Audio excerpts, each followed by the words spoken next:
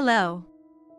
I invite you to continue this series of calm reflections on the book Our Home by André Luiz, a spiritual account of life after death and of the journey of consciousness.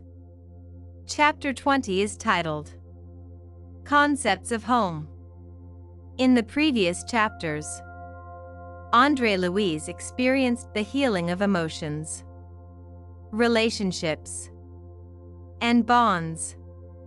Now the narrative moves even deeper toward understanding one of the most important structures of spiritual life: home.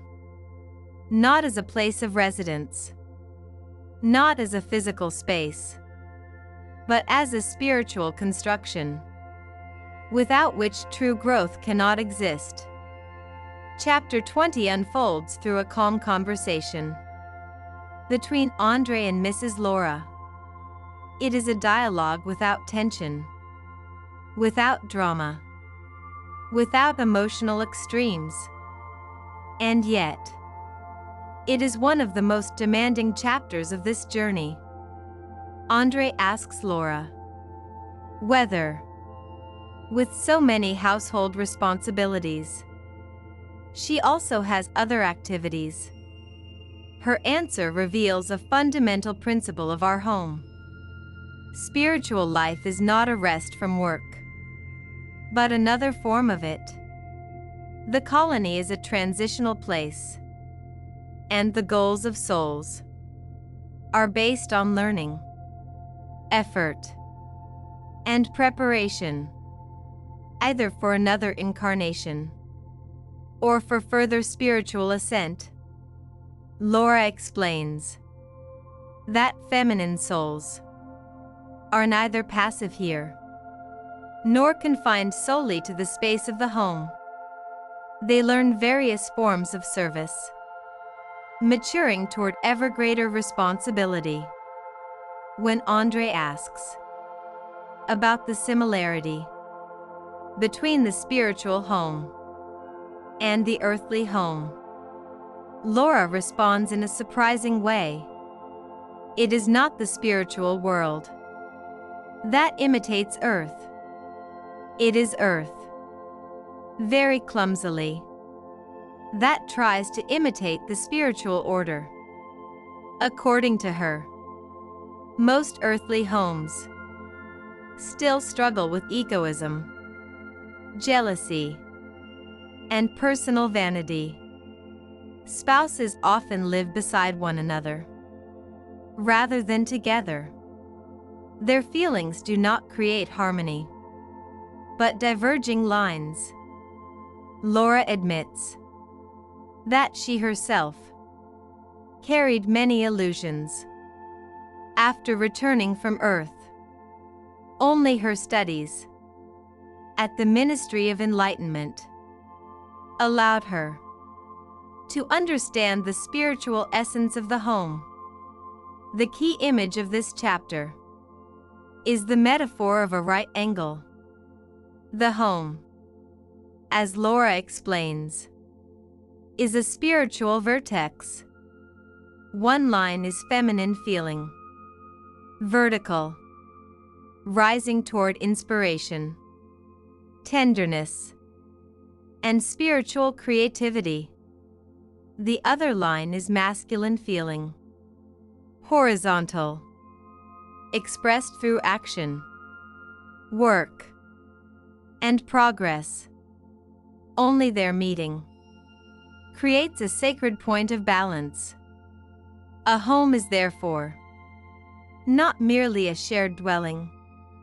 It is a place of spiritual understanding, a temple in which beings should unite spiritually first, and only later physically. Laura speaks plainly. On Earth, truly harmonious homes are very rare. Most couples spend their shared moments in indifference or in egoism. One speaks, the other does not listen. One suffers, The other dominates. One thinks of work, the other of personal matters. Under such conditions, the divine angle is never formed. Two lines run alongside one another, but never meet. Although bodies may be close, minds and hearts drift farther and farther apart. André admits that these words open an entirely new way of thinking for him. Laura responds calmly. It is a matter of experience. True love is a rare achievement. Engagement often awakens the best in human beings. People become attentive, gentle, full of conversation and presence. But after marriage, many lose this vigilance. Old habits return, along with demands and a lack of tolerance. The joy of conversation disappears. What remains is only formal respect or silent endurance of one another. Laura states clearly, most earthly relationships are corrective relationships. They do not arise from harmony of souls, but from the need to learn. The chapter also addresses the delicate subject of the role of women. Laura emphasizes that the feminine soul cannot remain idle. Its task is to learn how to be a mother, a wife, a sister, and a servant of good. At the same time, she warns against extreme forms of feminism, which, in her view, detach women from their spiritual nature instead of developing it. The colony teaches, however, that there are noble ways of expanding the home: nursing, teaching, information service, patience, care. Man brings into the home the richness of his experience of the world. Woman brings into the world the warmth of the home. One cannot survive without the other. Just as a river cannot exist without a source, so action cannot exist without inspiration. At the end, Laura speaks of her own work when she cares for children entrusted to her by the Ministry of Assistance. Her working hours are counted double, showing the weight of maternal service on the earthly plane. Beyond that, she works as a nurse. All members of the household work for the community.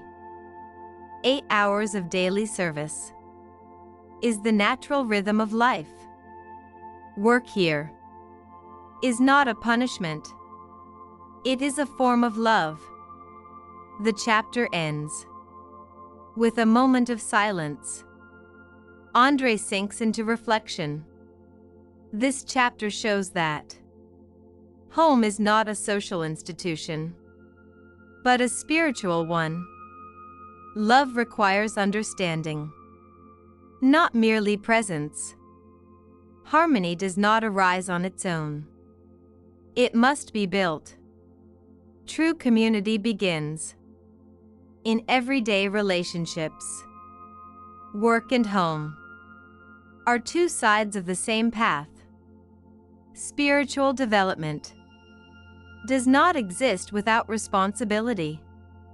This is a chapter that does not console, but it organizes, and it leaves us with a very quiet yet demanding question. Do we build homes in which the lines of our hearts truly meet? Or do we merely live beside one another on parallel paths? In the next chapter, we will see how these concepts begin to shape André Luis's further journey. The journey continues. See you soon.